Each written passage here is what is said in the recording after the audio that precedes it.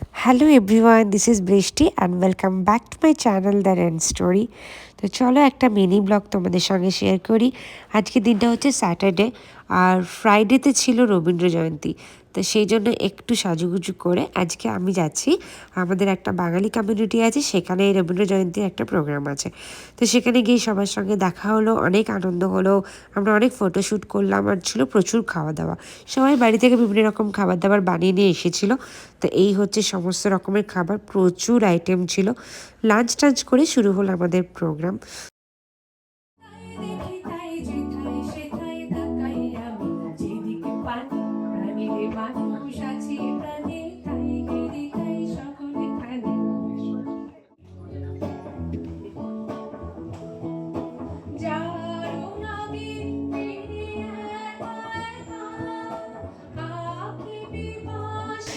আর তারপরে যে সময়